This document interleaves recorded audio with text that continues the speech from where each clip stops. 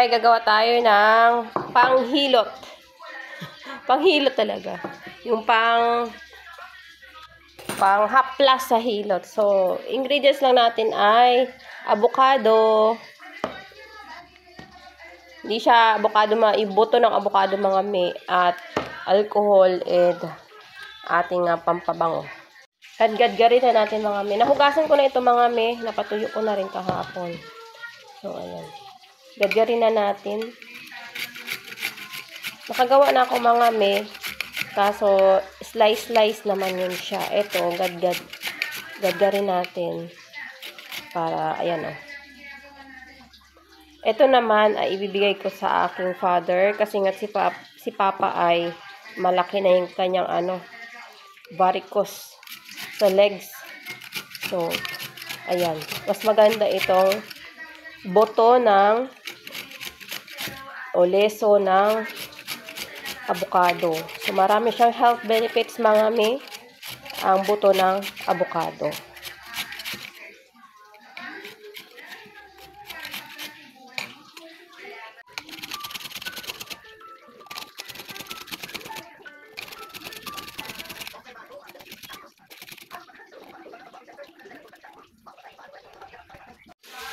So, nag-change color na siya mga mi agad.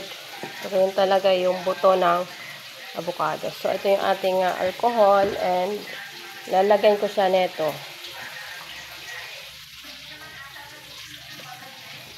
So, dagdagan pa natin kasi dalawa yung gagawin ko mga mi. Ay, so.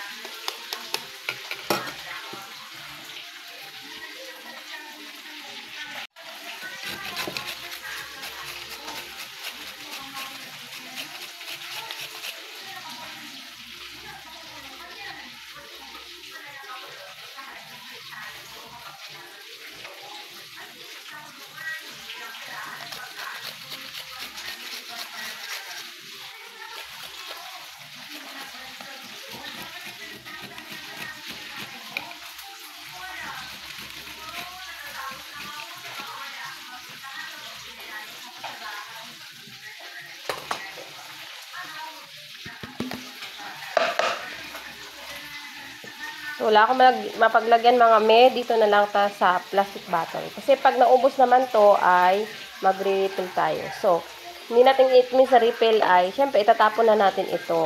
Itong ginawa natin. So, okay lang dito sa plastic bottle.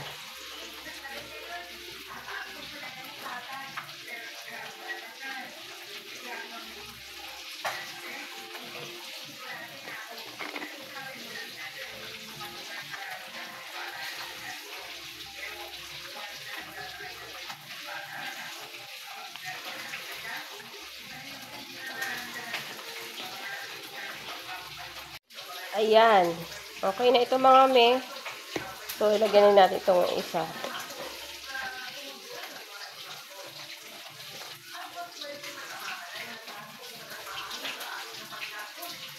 Ayan.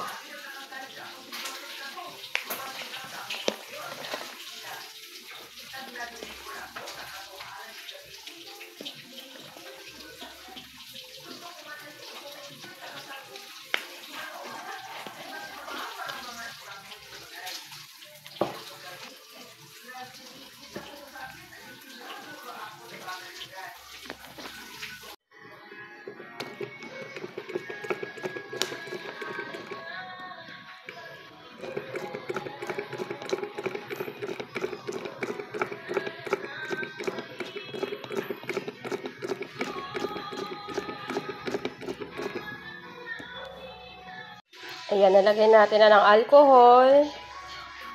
And then, lagyan na natin ito. Para naman may konting anghang.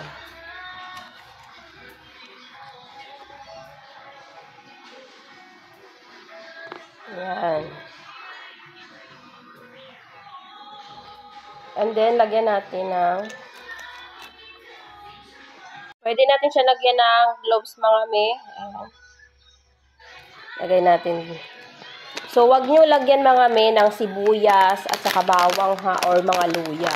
So, pwede maglagay ng gloves dito. So, ayan yung gloves natin. Para may bango din. Kasi yung gloves na may anghang din. Marami ring benefits itong, health benefits itong gloves natin. Yung ginawa ko walang gloves yung lagyan ko. Ayan, lagyan natin ito. Ayan. So, pwede natin yan panghaplas sa mga kasuan natin na sumasakit. Yung may pilay. Ayan, pwede yan mga me. So, ayan ang ating panghaplas. So, ano pang ginagawa nyo mga me? Research nyo kung ano yung health benefits ng, health benefits ng buto ng avocado. Ayan. So, ayan na siya mga me. Ayan, buto ng avocado. And then, tutakpan natin.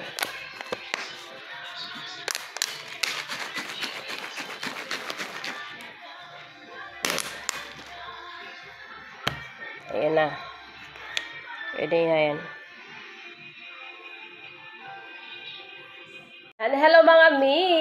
Welcome na naman sa panibagong aramboy ko bilang isang full-time mom. So, today is Tuesday. So, today ay hindi ako naghatid kay Kuya. As I've said, ay Monday to Friday lang aking hatid kay Kuya. So, kanina, naglaban na ako. Although kahapon ko pa inumpisan yung aking labahin, pero today ko tinapos. Kanina morning ko siya tinapos. So, kakatapos ko lang maglaba, ayan na agad. May marami na agad na labahin. And then, sasampay pa lang ako ay marami pa tayo hindi natupi. Diyan! Ito pa yung mga tupiin mga may. So, buhay ina talaga. Buhay full-time mom. And then, ngayon ay nagluluto na ako ng ulam ni Kuya kasi maya-maya ay uuwi na siya. So, iyan. Pag nagsaservice si Kuya ay umuwi siya sa tanghali para mag-lunch and babalik din siya sa hapon. So, ayan yung mga nilaban ko mga me. And dito ko na sinampay kasi naubusan ako ng hanger. Ayan. Diba? Ayan. Ayan yung aking sinampay. Ayan. So, kaunti lang aking hanger kasi nga naubos na. Nakapagluto na rin ako ng aking kakain today kasi for 2 days na ngayon, hindi na ako nag-rice. Ayan. Tofu and pritong isda. Hindi ko alam kung ano yung magugulay. Kung may gulay. Hindi ako nakabili ng talong. Mostly, talong lang kinakain ko prito. And, may ulam, marang ganyan. So, tinatry ko ulit ngayon na hindi na talaga mag-rice. Although, lumipis naman tayo ng konti sa calorie deficit. Minsan nagka-calorie deficit ako mga ami. So, sabi nila, nipis daw tayo ng konti. So, today, yung luto ko naman ay ito. Buto-buto to na may konting laman. So, parang isisigang ko lang siya mga ami. Pero, nagpakulo muna ako ng malunggay. Ayan. Pagkakulo niyan mga may, pag na yung katas, ay tatanggalin ko na siya. So, saka ko siya ilaga itong na-i-blanch ko na ito siya. Kaya ilang piraso lang din naman. Saka ko siya lagyan ng papaasim kasi nga, si Kuya kakain ay maasim yung gusto niya. So, ayun. So, that's it for today mga me. Thank you for watching. And please subscribe po aking channel sa aking daily vlog, daily life bilang isang full-time moms na dating OFW sa Hong Kong. So, bye! God bless!